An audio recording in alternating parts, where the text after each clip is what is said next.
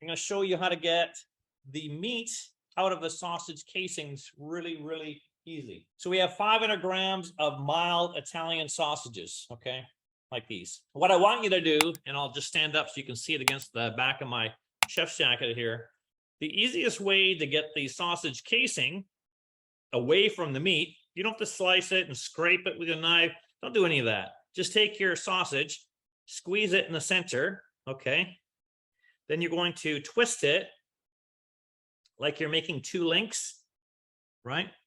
Then from that center where you twist, you're just going to push out the meat into the pan, okay? And then do the other side.